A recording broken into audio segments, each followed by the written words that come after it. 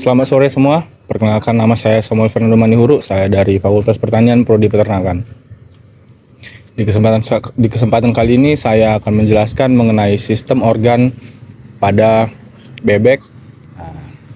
Yang pertama itu adalah sistematika bebek. Yang pertama, bebek itu memiliki filum chordata dengan kelas Aves, kemudian dia ordo Aneformes, dan dia memiliki famili Anetida dan genus Anas, serta spesies Anus, dan nama latinnya itu Platincus domestica.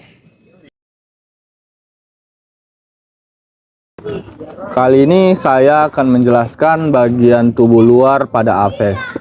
Yang pertama terdiri dari caput atau kepala, kemudian ada kolom atau leher, kemudian ada trunkus atau badan, ada eksternitas anterior yaitu sayap, kemudian eksternitas posterior yaitu kaki, kemudian yang terakhir adalah kaudal atau ekor. Berikutnya adalah anatomi bulu. Yang pertama adalah plumae. Plumae adalah bulu penutup tubuh bagian luar yang juga membentuk figor atau bentuk tubuh dari burung. Termasuk tipe plumae adalah bulu, sayap, dan ekor. Bagian-bagian dari plumae terdiri atas, yang pertama adalah kalamus. Kalamus itu adalah tangkai bulu melekat pada kulit folikel kulit, yaitu yang ini. Kemudian bagian ini berongga dan mempunyai dua macam lubang. Yang pertama itu umbilicus inferior, yang kedua adalah umbilicus superior. Yang kedua adalah racis, bagian racis dan shaft. Ini lanjutan dari kalamus, tidak berongga, merupakan penyokong vexillum. Yang ketiga adalah vexillum. Vexillum adalah bendera bulu yang terdapat di kanan dan di kiri rasis. Vexillum tersusun oleh barbae yang melekat pada racis. Tiap barbae mempunyai cabang yang disebut barbulae. Ada dua macam barbulae. Yang pertama itu ada dua macam barbulae. Yang kedua ada plumulae. Plumulae adalah barbulae distal yang mengarah distal atau ujung bulu. Pada bagian ini terdapat kait yang berguna untuk mengait barbulae proksimal sehingga bentuk bulu tidak mudah rusak. Barbulae proksimal yang mengarah ke pangkal bulu. Kemudian tipe ini banyak terdapat pada burung yang masih muda dan burung yang sedang mengeram, yang berguna untuk, biasanya itu berfungsi untuk mengurangi hilangnya panas tubuh.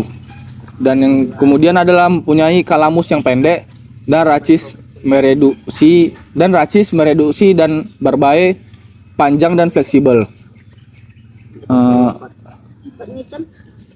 Barbulaenya pendek.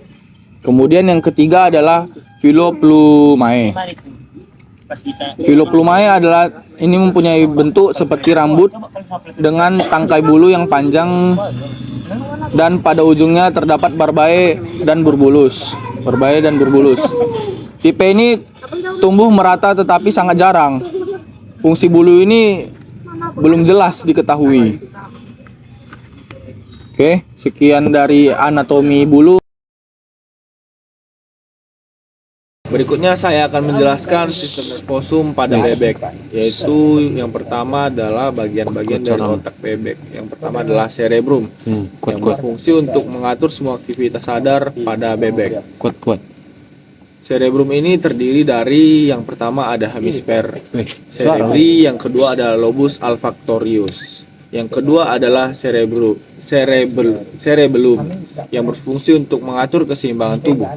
Yang ketiga adalah modula oblongata yang berfungsi sebagai pengatur aktivitas tubuh bagian dalam seperti aliran darah, kebutuhan oksigen, serta fungsi jantung dan paru-paru.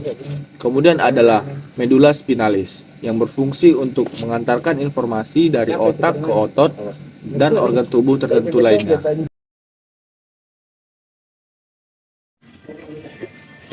Oke, berikutnya saya akan menjelaskan mengenai sistem digestoria pada bebek. Yang pertama dimulai dari rostrum atau paruh. Rostrum merupakan mulut pada aves disusun oleh maksila yaitu rahang atas dan mandibula yaitu rahang bawah yang dilapisi oleh enzim zat tanduk. Kemudian ada esofagus. Esofagus merupakan saluran lewatnya makanan setelah masuk melalui rostrum atau paruh. Pada esofagus terjadi gerakan peristalik yang berfungsi mendorong makanan masuk ke organ pencernaan selanjutnya. Yang selanjutnya yaitu crop atau yang biasa kita sebut tembolok. Tembolok merupakan organ berbentuk seperti kantong yang berfungsi sebagai tempat penyimpanan makanan sementara. Pada crop, makanan akan dilunakkan dengan getah yang dihasilkan oleh crop. Yang berikutnya adalah proventriculus, berfungsi sebagai tempat pencernaan makanan secara enzimatis. Yang berikutnya adalah ventriculus atau gijar, atau yang biasa kita sebut ampela, yaitu tempat berlangsungnya pencernaan makanan secara mekanik dengan batu-batuan kecil atau yang ikut masuk ke dalam. Ventriculus pada saat ayam masuk ke dalam ventriculus pada saat ayam makan. Kemudian ada intestinum tenue. Intestinum tenue terdiri dari 3 bagian yaitu duodenum, jejunum dan ileum. Mukosa usus halus berfungsi untuk menggerakkan makanan dan memperluas permukaan untuk menyerap sari-sari makanan oleh fili-fili pada dinding usus. Pada intestinum tenue juga terjadi pencernaan secara enzimatis. Berikutnya adalah casum atau ceca, tempat terjadinya pencernaan karbohidrat dan protein serta absorpsi air. Cecum merupakan batas antara intestinum tenue dengan intestinum crassum. Intestinum crassum berfungsi untuk mengelola sisa-sisa makanan yang tidak tercerna menjadi feses. Kemudian ada rektum. Rektum berfungsi untuk menampung feses sebelum dikeluarkan. Dan yang terakhir, kemudian ada kloaka, merupakan organ pencernaan akhir yang berfungsi sebagai jalan keluarnya feses.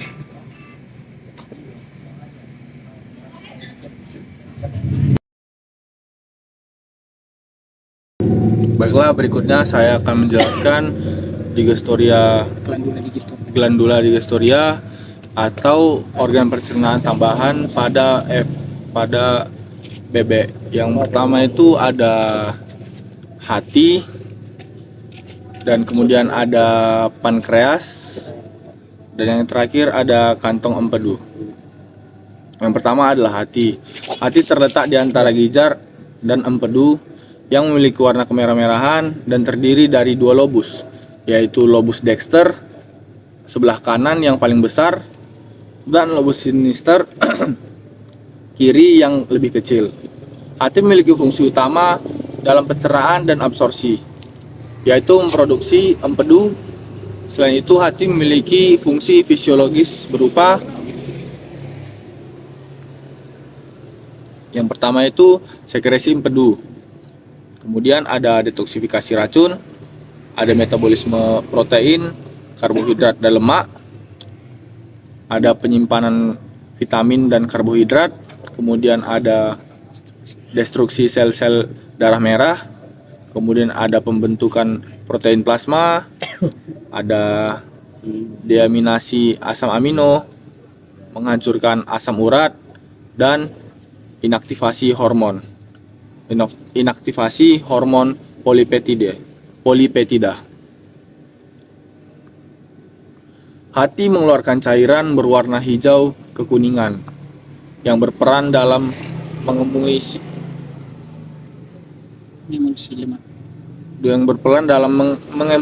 lemak. Warna kehijauan pada empedu disebabkan karena produk akhir destruksi sel darah merah, yaitu biliverdin dan bilirubin. Cairan tersebut tersimpan dalam sebuah kantung yang disebut kantung empedu. Ini dia kantung empedu.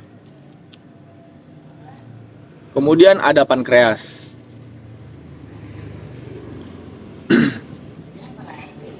Pankreas terletak pada lipatan duodenum. Pankreas mensekresikan cairan pankreas ke duodenum melalui ductus pankreatikus dan menghasilkan enzim yang mendigesti karbohidrat, protein, dan lemak. Pankreas berfungsi sebagai kelenjar endokrin dan eksokrin.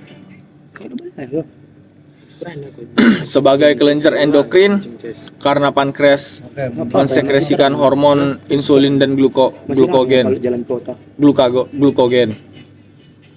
Sebagai kelenjar eksokrin, mensekresikan getah pankreas yang dialirkan ke usus halus. Tripsinogen diaktifkan di dalam usus halus oleh entroksinase menjadi tripsin yang mengaktifkan kimotripsinogen menjadi kimotripsin sehingga dapat memecah protein. Yang ketiga ada vesika veles atau kantung empedu.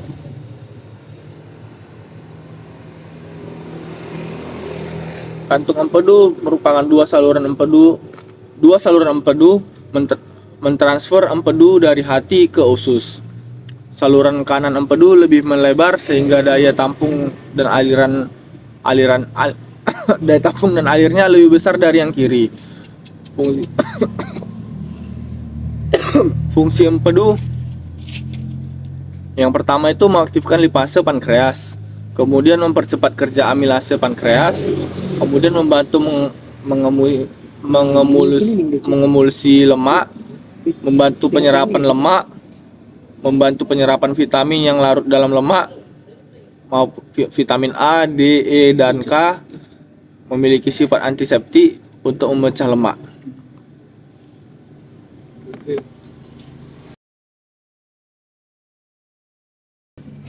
Ya, baiklah, selanjutnya saya akan menjelaskan mengenai sistem respiratori pada unggas, yaitu tepatnya pada bebek. Yang pertama itu dimulai dari nares. Ya, nares tepat berada di kepala, yaitu di lubang hidungnya. Lubang hidung pada bebek ini berguna untuk mengambil udara, yaitu O2, sehingga bebek bisa bernapas dengan baik. Kemudian di dalam lubang hidung dari bebek terdapat bulu-bulu halus yang berfungsi untuk menyaring udara yang masuk ke dalam hidung tersebut. Yang kemudian ada laring atau glotis. Posisinya ada di pangkal trakea bagian atas. Laring ini mempunyai glotis dan laring mempunyai perbedaan, yaitu laring itu adalah pangkal dari trakea bagian atas, sedangkan glotis itu adalah celah masuknya udara ke dalam trakea. Laring juga mempunyai fungsi sebagai jalan masuk udara selama proses inspirasi. Proses inspirasi adalah proses di saat bebek sedang menarik napas, atau istilahnya bebek sedang menarik O2 masuk ke dalam paru-paru. Selain itu, laring juga digunakan untuk membantu proses menelan makanan, mengatur suara, dan membantu mengelola tekanan intratroasis. Kemudian ada trakea. Trakea adalah yang panjang seperti pipa ini, terdiri dari cincin-cincin tulang rawan. Trakea ini berfungsi untuk mencegah terjadinya kolaps karena adanya tekanan negatif pada saat bebek bernapas. Yang kemudian ada syringe. Syringe ini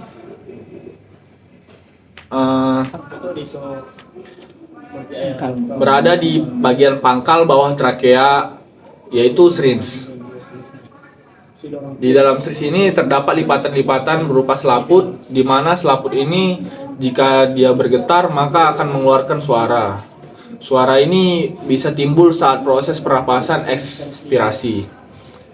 Ini terjadi ketika syringe bekerja sebagai katup penjaga keselarasan tekanan udara. Jadi syringe ini berfungsi untuk mengeluarkan suara pada bebek. Kemudian ada bronkus.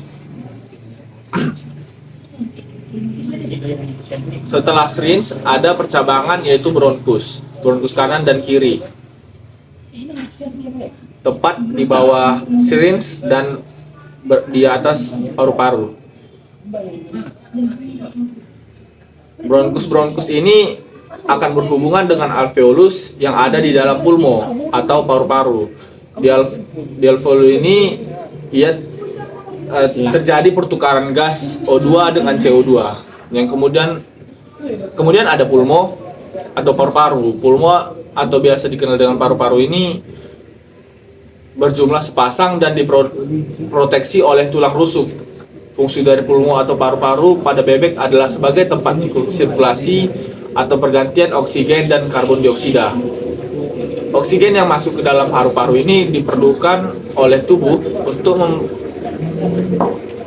pembakaran dan untuk pembentukan tenaga. Struktur paru-paru bebek termasuk sangat kaku, dan selama pernapasan hanya terjadi sedikit gerakan mengembang dan mengempis. Yang kemudian di dalam paru-paru adalah air sak atau kantong udara.